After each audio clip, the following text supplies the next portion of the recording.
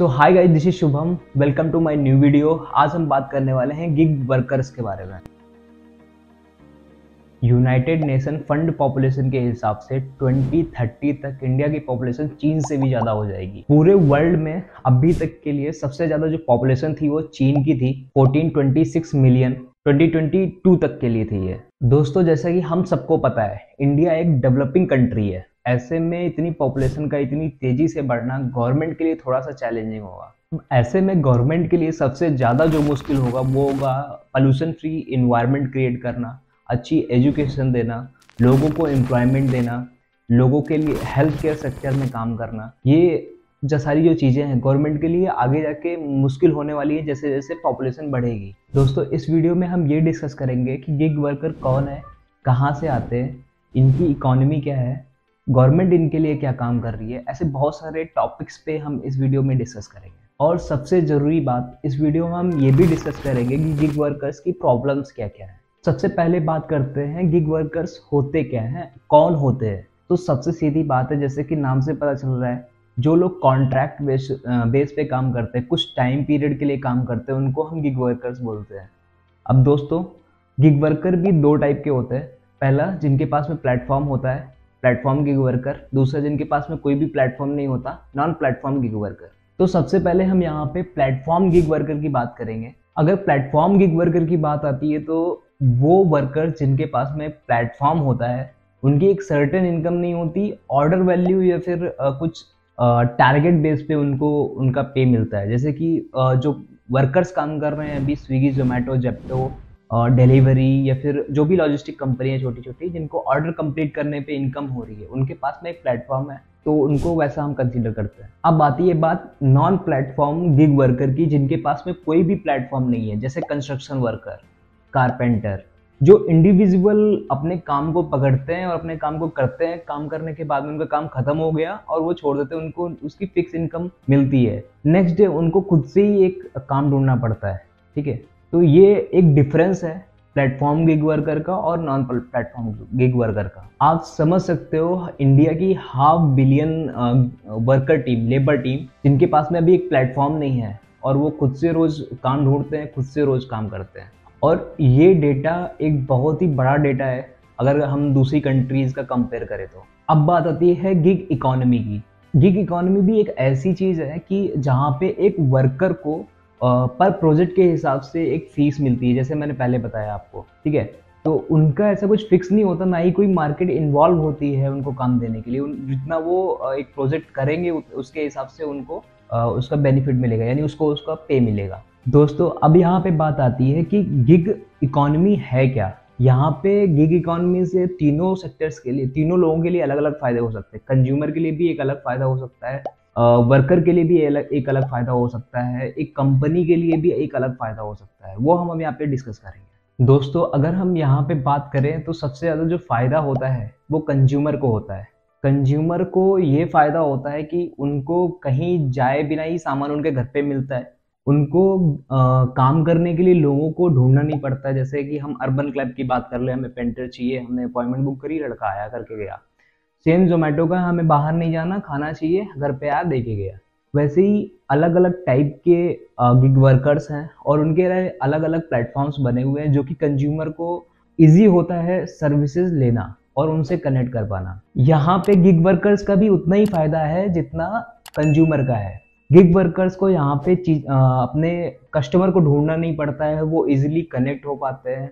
एक बाउंड्रीज नहीं रहती है गिग वर्कर पे कि ऐसे काम करना है, अपने इंटरेस्ट के हिसाब से काम कर पाते हैं। और इनकम करने के लिए अलग अलग सोर्सेज से वो जुड़ सकते हैं। सपोज एक लड़का अगर स्विगी कर रहा है तो हो सकता है वो जोमेटो भी कर रहा हो सकता है वो रैपिडो भी कर रहा हो। और सबसे बड़ा अगर देखे फाइनेंशियली फायदा जो होता है वो प्राइवेट कंपनीज को होता है, गिग वर्कर्स को हायर करके। सबसे बड़ी बात, उनको कम वर्क फोर्स से काम करना पड़ता है, उनको एक डेडिकेटेड पर्सन नहीं हायर करना पड़ता है, जिससे उनकी कॉस्ट सेव हो जाती है। दूसरी सबसे बड़ी बात कि सपोज अभी अगर हम देखें तो स्विगी, जोमेटो, फेसबुक, सब ने फायरिंग चालू की थी वर्कर्स की। और मेरे नॉलेज में रिसेंटली स्विगी ने भी कुछ लड़कों को फायर किया था। जैसे ही न्यू ईयर क्लोज आया तो उन्होंने एक प्रोग्राम निकाल दिया आप मेरे लिए 3 दिन के लिए काम करो, उसके लिए मैं आपको 3,000 रुपये 4,000 रुपये दूंगा, ठीक है। तो ये सारी चीज़ें मार्केट में चल रही हैं। कंपनी को बेनिफिट होता है, उनको जॉब सिक्योरिटी नहीं देनी पड़ती गिग वर्कर्स को, ना ही उनको कोई इंश्योरेंस करा के देना है, ना ही कोई उनको एक्स्ट्रा इंसेंटिव देने हैं, कुछ नहीं करना। आदमी आएगा, काम करके चला जाएगा, कोई डेडिकेटेड पर्सन भी नहीं असाइन करना। सबसे बड़ी प्रॉब्लम की ये सॉल्व हो रही है। इस चीज़ में जो कंपनियां हैं उनका टाइम भी सेव हो रहा है, क्योंकि कम टाइम जब उनके पास में ज़्यादा अपॉर्चुनिटीज़ होती हैं, ज़्यादा बिजनेस होता है, उसके हिसाब से वो वर्कर्स को बढ़ा देते हैं। दोस्तों अब हम यहाँ पे बात कर लेते हैं स्टैटिक्स ऑफ गिग वर्कर की। दोस्तों 2020-2021 में जो वर्कर्स इन्वॉल्व थे, 77 लाख वर्कर इन्वॉल्व थे, जो कि 5% है टोटल वर्कफोर्स का। दोस्तों 2029-2030 में जो गिग वर्कर की जो पॉपुलेशन है वो 77 लाख से बढ़ के 2 करोड़ के आसपास हो जाएगी, जो कि टोटल लेबर फोर्स का 4% होगा। 75% इंडियन कंपनियां 1% गिग वर्कर फोर्स को हायर कर रही हैं, और जबकि अब MNC कंपनी भी गिग वर्कर को हायर करना स्टार्ट कर दी है। तो हो सकता है इसका जो ग्राफ है वो और बढ़ेगा। दोस्तों अगर हम अभी की बात करें तो 26 लाख जो वर्कर हैं वो ट्रेडिंग और सेल्स में है, 13 लाख जो गिग वर्कर हैं वो ट्रांसपोर्टेशन में है, 6 लाख जो गिग वर्कर्स हैं वो मैन्युफैक्चरिंग में है। दोस्तों अब बात आती है कि जब सब कुछ अच्छा चल रहा है और एम्प्लॉयमेंट भी मिल रहा है, सारी चीज़ें हो रही हैं, तो फिर गिग वर्कर्स को प्रॉब्लम कहाँ है, कहाँ उनको प्रॉब्लम फेस हो रही है, और क्यों ये उतना ज़्यादा अच्छा नहीं है गिग वर्कर्स के लिए। दोस्तों आज की डेट में 10 मिनट डिलीवरी का जो ट्रेंड चल गया है वो बहुत ही ज़्यादा, मैं बोलूँगा, गिग वर्कर्स के लिए कॉम्प्लिकेटेड है।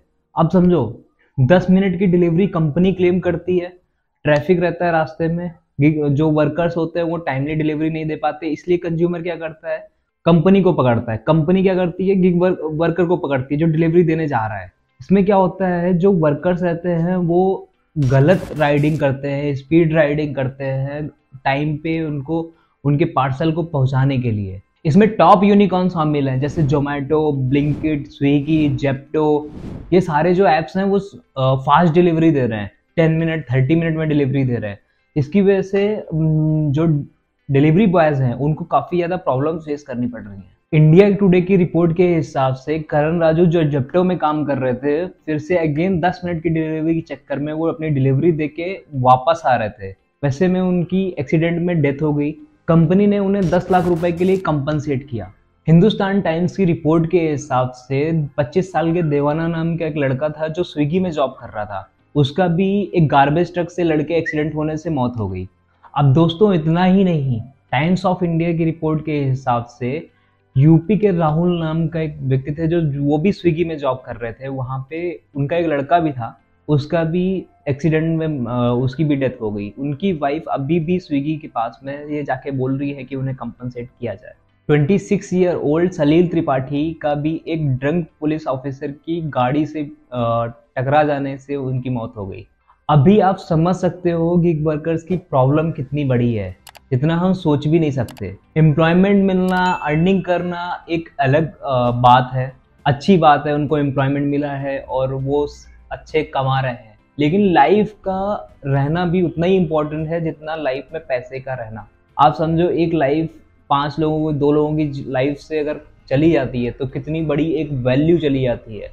जैसे कि हम बात करें, वो दिल्ली के एक रहने वाले जो जेप्टो में जॉब कर रहे थे, उनको सिर्फ 10 लाख का कंपनसेशन मिला। अगर हम पूरी जिंदगी उस लड़के का कंपेयर करें तो क्या पूरी लाइफ में अपनी 10 लाख रुपए ही कमा पाएगा।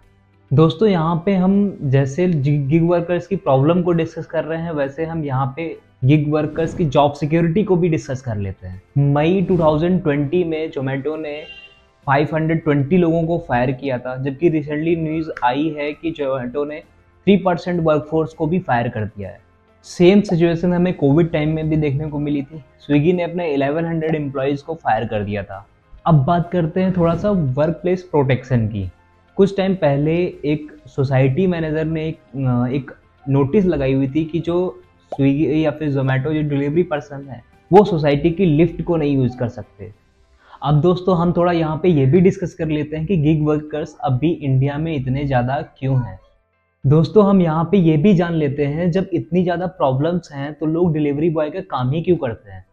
दोस्तों यहाँ पे सबसे बड़ा जो गैप है वो स्किल का है। दोस्तों 47%, medium skilled 22%, high skilled 31%, lower skilled की जॉब्स हैं। इसमें दोस्तों जॉब अपॉर्चुनिटी बहुत ही ज़्यादा है क्योंकि मार्केट में प्लेयर्स बहुत ज़्यादा हैं।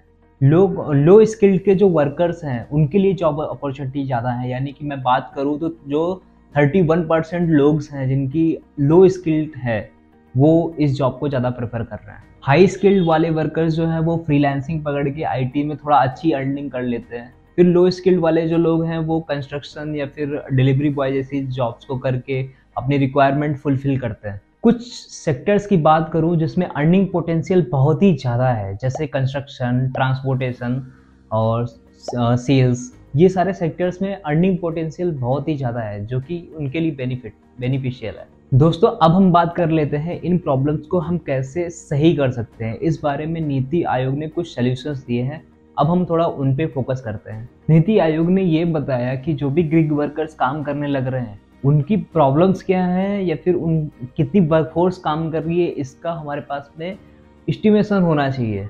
स्टार्टअप इंडिया के जैसा गिग वर्कर्स का भी एक प्लेटफॉर्म होना चाहिए। नीति आयोग के हिसाब से एक ऐसी पॉलिसी होनी चाहिए जो लोग फिजिकली फिट नहीं है और उनके पास में ज़्यादा जॉब के ऑप्शंस नहीं है, उन्हें रेगुलेटेड एंड फॉर्मल प्लेटफॉर्म पे सोशल सिक्योरिटी के साथ में एम्प्लॉयमेंट मिलना चाहिए। अब बात करते हैं स्किल डेवलपमेंट पे। गवर्नमेंट इस पे क्या काम कर रही है, जैसे कि कुछ कोड और लॉज गिग वर्कर्स के लिए है, जिसमें पहला है द कोड ऑफ वेज 2019। ये code universal minimum wage provide करती है। Formal, informal, including gig workers, ये सबके लिए सेम है। दूसरा है the code of social security 2020। ये लॉ गिग वर्कर को ऑक्यूपेशनल कैटेगरी में रिकॉग्नाइज करता है।